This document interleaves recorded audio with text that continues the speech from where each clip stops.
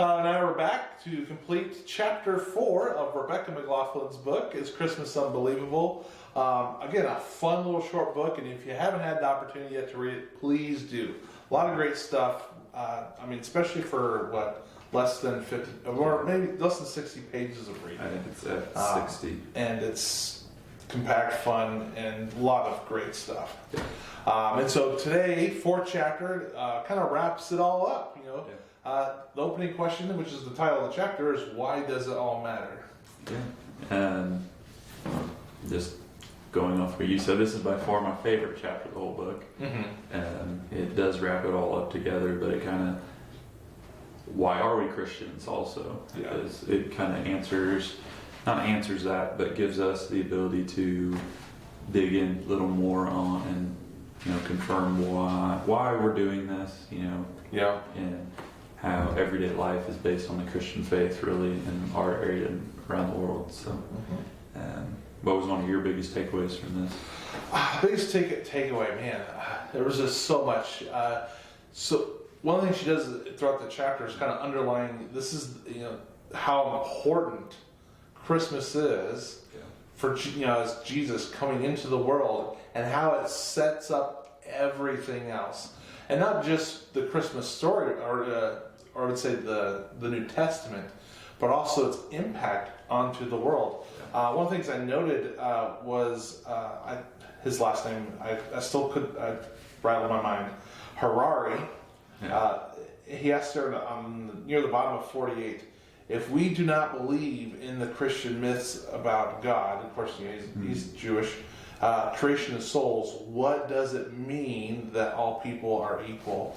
And so, again, the big takeaway is that the fact of who God is and who Jesus is, and as he comes to earth, crucified, died, resurrected, how that then impacts everything else with his teaching, the implication of meaning and purpose on a person's life. And so I know I'm getting into the book and kind of a big takeaway. It's a good start. But it just launches how fundamental the person and the work of Jesus is, not just for the scriptures, because again it impacts us today. On how all the things that have worked out and what he taught, shared the disciples, told them to share the good news, and that today, we're not perfect, but we're no longer stuck in a lot of those previous mindsets. We have been freed, and we continue to learn. The fancy term is sensus planor. We get a fuller meaning. And that's what one of the bigger things I picked up too is how everyday morals for believers and non-believers, that kind of follow the Ten Commandments, and without Jesus, we probably wouldn't have the Bible, we wouldn't have everything we have there, and then we have the Ten Commandments on top of that. We've kind of based a lot of the world's laws off of, and just kind of Christian morals that are commonplace in our society now, that I don't think a lot of people realized before Christians were not common. Like the treatment of treating everyone well.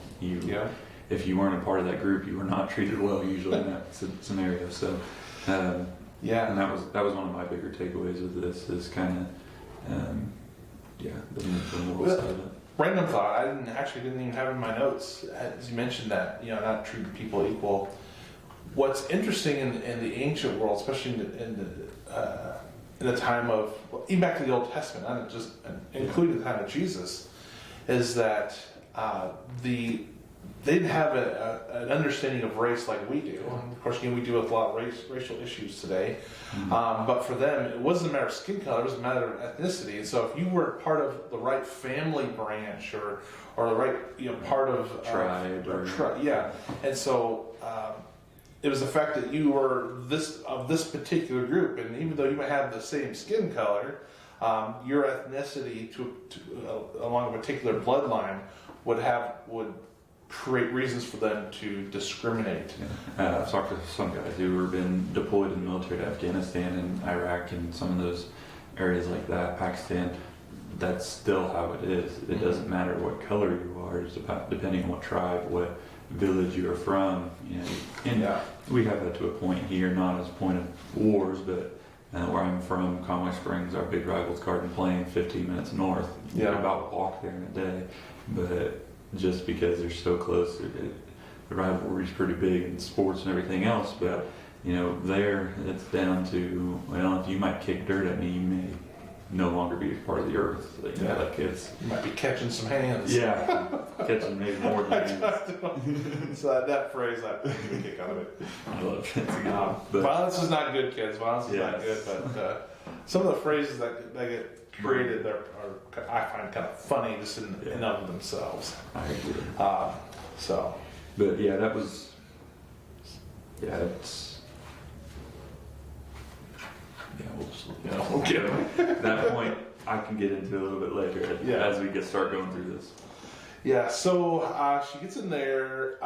So she references, of course, Harari there, and I think To start the chapter, she Doctor Who again, coming back to her first chapter, kind of explaining the whole crack theory that she had through this, which I think again wraps the whole thing up. And because that's the first time I was like, I'm not really following this whole crack thing. Yeah. Meaning that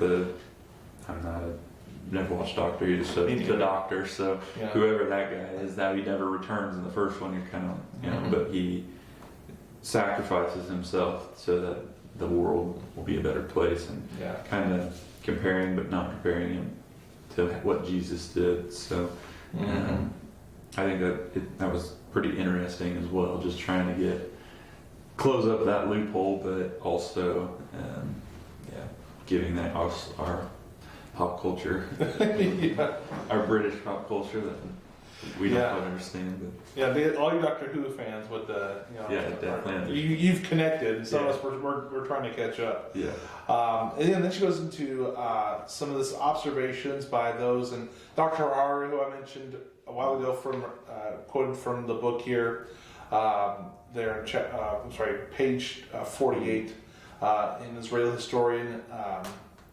And though he rejects the claims, that I still find it interesting, that he acknowledges at least the philosophical or the worldview impact.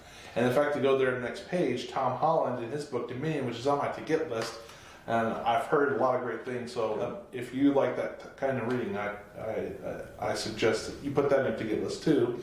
That he writes a history and he illustrates how the teachings of Christ and the beliefs of Christianity, how they've worked themselves out in culture these last 2,000 years. And so basically no one can really say, like an atheist or whatnot, really can't say that they haven't been impacted by Christianity in some form or fashion.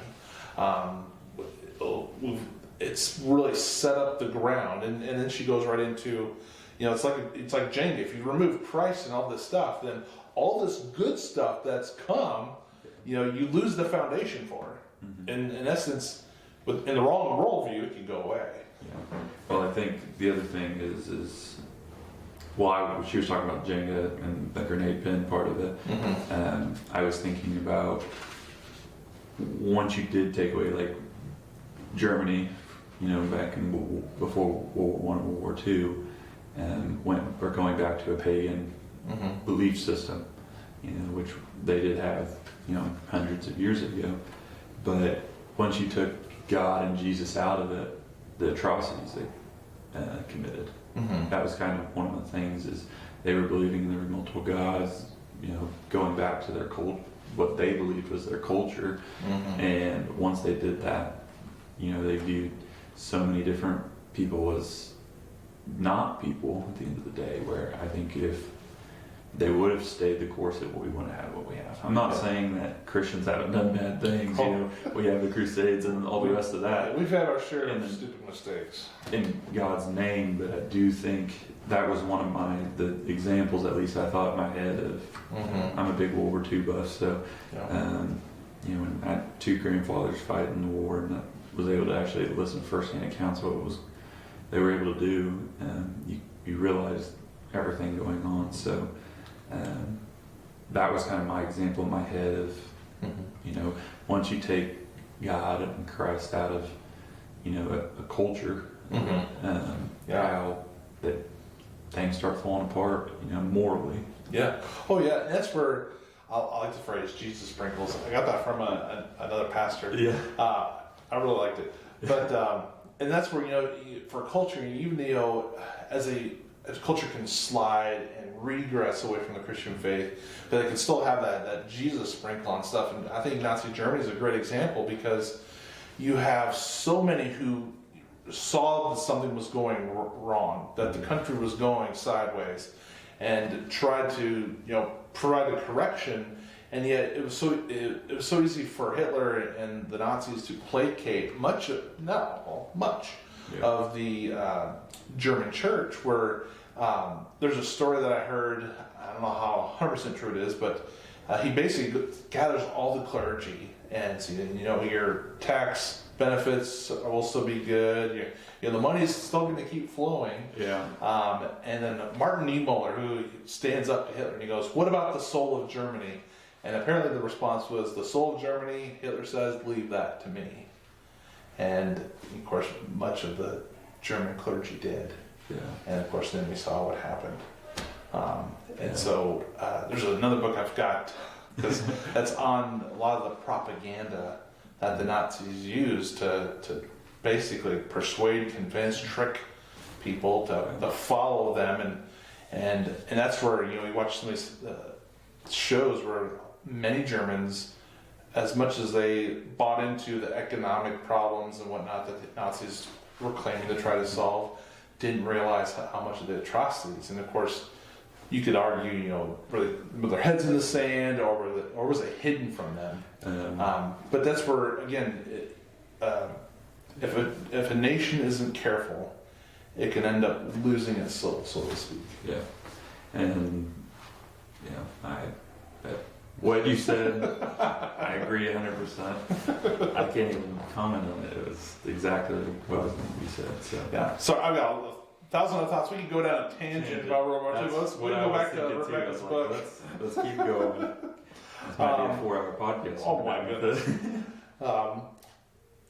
Anyway, so in that section there, Jingle Black, or Grenade Pin, I think she really does a great job of saying, you know, if you start pulling out Christ and Christian teaching, and impact Christian teaching because of Christ, you end up losing so much, or the potential to lose so much. Especially, you fail to understand why things are morally good or morally bad, because otherwise you end up in a subjective, and kind of are in a postmodern society. Yeah, you get into what helps me, not what helps the world. Because if you lose your grounding, then, you know, you start losing that perspective of what's objectively good and bad. A great illustration I heard was this: is that, imagine, you know, the feeling of when you're in a car and maybe you're surrounded by large vehicles, and so you're at maybe a stop sign or stoplight, and your foot's on the brake pedal, and all of a sudden, you know, the vehicles start moving forward, but you're still on the brake, but it feels like you're moving backwards. Yeah. So imagine that in culture where you're on the road, you're at a stoplight, yet street signs start moving, and the light, you know, starts showing blue and green, and so then you end up losing. Okay, do I go? Do I not go? Is it okay to make a right-hand turn, a left-hand turn? You end up losing a lot of perspective on how to just engage people, and then, of course, again, the morally right and wrong ways of living life. Yeah, and I'm just thinking with Reese, my little girl, like, what am I trying to teach her? And then if you take God out of this, Christ, what would I be teaching? I don't feel like I'd be, you know, it'd be more of, you know, I wouldn't have a place to go, at least, you know, like, you know, I try to base a lot of what we teach her, you know, be a good person, be nice, you know, don't use words that can hurt people pretty much, and if you take that out of it, I won't even know where to go. Yeah, because I know as a parent, you get the questions why. Yeah. And they're like, well, it's because it's what we all agree on, honey. Yeah. Why? Because we all took a vote. Why? It's like, Yeah. well, someone thought it was a good idea a few years ago. Yeah. So I can imagine, again, philosophically, you end up backpedaling. It's like, I haven't really thought all this through. Yeah. Until it's like, oh wait, there's a God of a universe that says this is the way I designed the world to operate. That was supposed to help everyone flourish. Yes.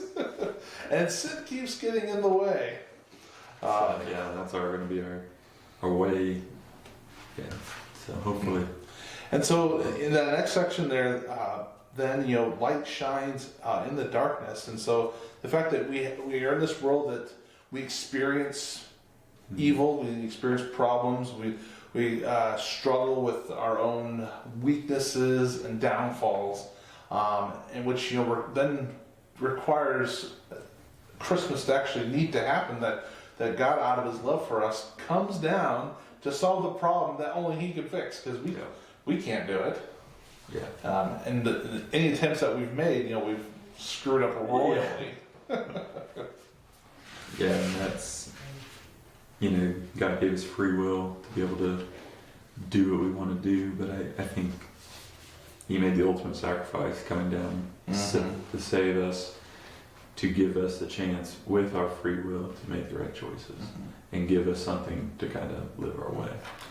Well, and that's where I think the image of light in the darkness is that, if we are left up to our own devices, it does feel like darkness when we can turn on the news and all we see are the murders, the corruption, and whatnot, and if everyone's looking out for number one, and if good and evil is basically what I determined, who could say that it's wrong to steal someone's wallet? Well, it's good to, according to me. Yeah. It's good for me. And I know that's kind of glib, but the thing is, with some of the issues that many cities are dealing with nowadays. I mean, I just watched a video today about how there are people living, I think in San Francisco, it's one of the cities in California, they end up parking their cars, they leave their trunks up, because people will break in if there's something in their car, but they'll also break the small window, pop open the trunk to see if there's anything in the trunk. Yeah. And so they're just leaving their cars open, so this way the vehicle doesn't get damaged. Yeah. Take what you want, I guess. Well, that's a whole nother. Yeah. Whole nother. I mean, as far as solutions, there's a lot of things to talk about there. But as far as, again, up to our own devices, and if we do not have any hope of a solution, we don't feel like there's any progress towards improving the human condition. Yeah. Left up to our own devices, we will turn on each other. Yeah. I think she makes a good point about that. So that's pretty heavy. Yeah, we're getting into it today. But she does a good job of saying that, but also at the same time showing that God shows us the way to be better people at the end of the day. And because Christ came on that first Christmas, as again proof of God's love, and that we have value intrinsically, essentially, and purpose. I mean, she says there in 53, we are not just debris floating in a pointless cosmos. The God of the universe who created everything, created us to have a relationship with Him, and when we've messed up, He's going to provide a way back when we can't provide that for ourselves. And so we needed saving from our sins and saving from that judgment. So the good news and the bad news, the great news, Christ provides way of salvation. The bad news is that there's going to be a time of judgment, and so you don't want to drag your feet. Because we don't know the time that we have. Do the right thing now. And that's one thing that I've trying to do more here lately over the last year is just do the right thing now. Don't try to ask for forgiveness. If I do the right thing now, I don't need the forgiveness. So, not that I was doing a whole lot of crazy stuff, but there's some things. Well, and I think that's why it's important to get into Scripture, understand it, and especially with Paul's epistles and Peter's epistles, to help grow. Because like in James in his letter, he says, the Scriptures, which of course they were just using the Old Testament at the time. He said they should be like a mirror to where we read it, that we should see our own sin, and draws us not for us to feel like we're being pushed down, but the fact that we recognize that there is a problem, and that problem is sin, and of course, as James and the others go on to say, then there's a solution for sin. His name is Jesus, and he went to the cross to pay for it. And he didn't just pay for it and just let us be. He rose from the dead 3 days later. So then, now we also have the gift of eternity. Yeah. And so, I don't know. That's exciting. That's such good news. Good news. And one of the things, I think it's on the next page. No, I'm gonna wait. You're gonna wait. I want to wait. It's further than I thought it was. Further than I thought. Yeah, I mean, I was like, this is such good stuff, and I wonder if she's gonna, she just kept going, and I was like, this is awesome. Yeah. And the whole section on no filter, starting there on 55. That's about where To have that condition to where everything you think goes out, I'm like, oh my goodness, there's no way I could, walk the streets and or be a pastor. Yeah, and there's a lot there, and that was in the section that I wanted to bring up, though, is towards the end, right before the Doctor Dies section starts. I'm just going to read it. Mm-hmm. It reminds me of one of Jesus' most uncomfortable teachings, that there is no bright white line between you and me and the murderer. Matthew chapter 5, verse 21 to 22. I'm sure I've read it at some point, but this, with what she was talking about in this, just reminds us that everyone has a place here, and here at the church, here in your life. And there's no difference between me and you. I'm no better than you, and you're no better than me. I'm no worse than you, and you are no worse than me. And same way for everyone else, that there's always a seat at the table for us. And it was kind of eye-opening that once you put all the words together and you pull that out from Matthew, and it kind of it really honestly brought everything in for me for this. It was kind of my aha moment. And it's everyone's welcome. What we're going to get to here. So there's always a seat here at church if you want to come in. So and I think that's a very important thing to cover. She's in the book and in your comments too, because sometimes, because many people that don't like the whole idea of sin or being a bad person, and so they'll justify thinking of. So like, well, at least I didn't kill anybody. Like, in the grand scheme, it doesn't matter. To go before a holy and perfect God, if you've got one stain on you, no entree.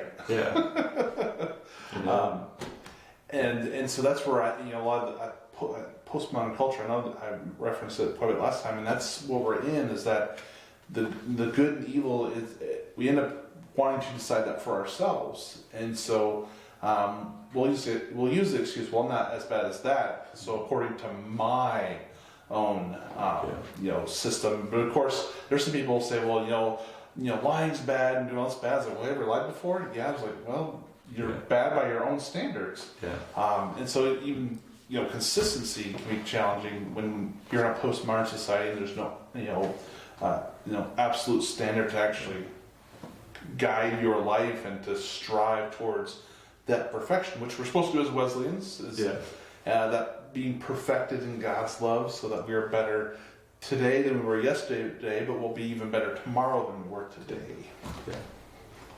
So that was, I think, what we said.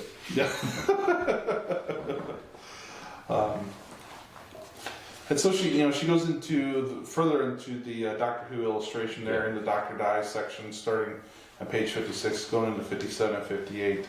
The fact that Christmas is the start of this journey that Christ made to get to the cross, to get to break in the kingdom of God.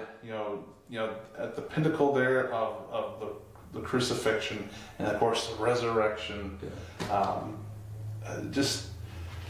it's the why of Christmas, is that you can't talk about Christmas without Easter. You really can't talk about Easter without Christmas. The fact that Christ came for a purpose, but also you can't just celebrate, he's crucified and rose from the dead. The fact of the significance of Easter that makes all of that possible, along with, and this is getting a little more theologically deeper, the fact that the Holy Spirit goes into Christ at his baptism is what sets the precedent for the Holy Spirit then to live in us. Yeah. It gives us the ability. And he's the scripture says the second Adam. He corrects what was goofed up in the Garden of Eden. Yeah. And so basically reset the cosmic scales or the cosmic situation, and the fact that we don't look towards ourselves but back to Him, it provides that correction so that we can then live the life as we were supposed to live abundantly, as Jesus says. Yeah. And then make it a good one. She closes out here. Yeah. The story continues to be written. Yeah. And that was another one, really, too, that last paragraph. I love how she put this as, I'm trying to find where to start would be the best one. But we'll start with the poem. And that was another one that kind of brought me up on my last comments. But and this is from Christina Rossetti. Rossetti, I think. Rossetti. It's Italian. Yeah. Put some R's and some spaghetti in it and we'll figure it out. But the last verse goes like this. What can I give him, poor as I am? If I were a shepherd, I would bring him a lamb. If I were a wise man, I would do my part.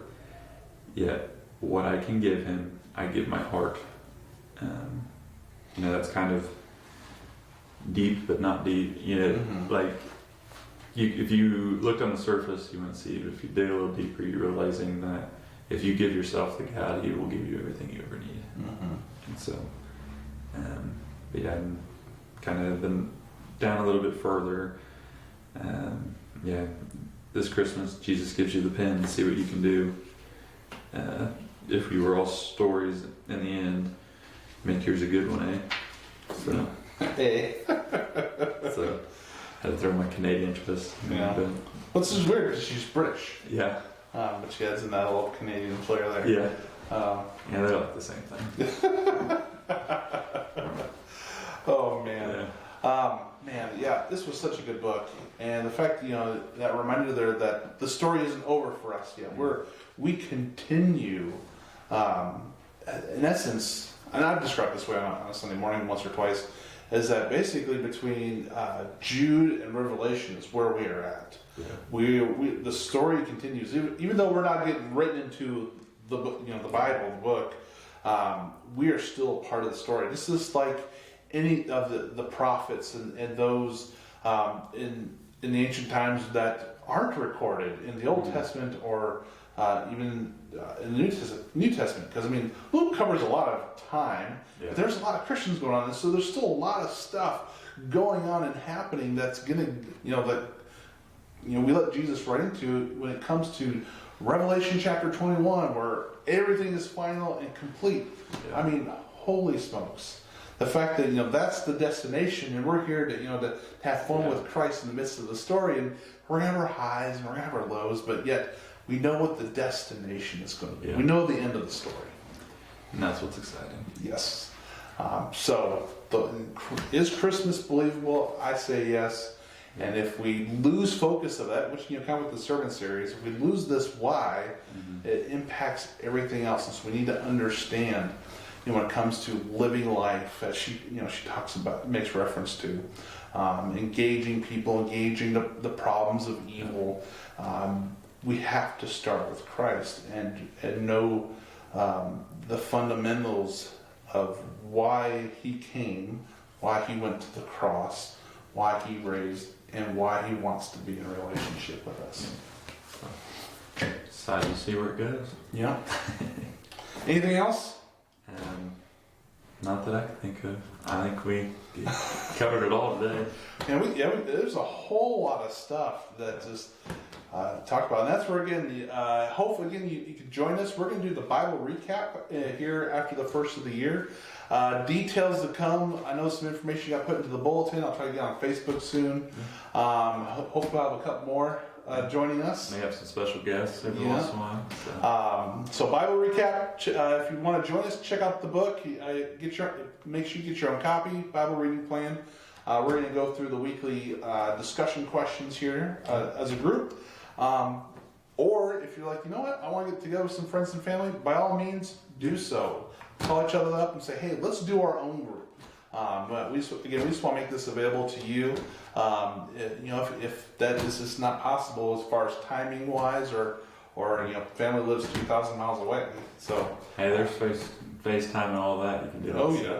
there's ways. there's ways around it. There's Zoom and all Yeah. that. But this is what we like to do: make sure that everyone has an opportunity to be a part of the conversation. Again, if you got any questions or comments, put those in the comment section below. Make sure you hit that like button, that share button. Really appreciate it. See you guys next time. Take care. God bless.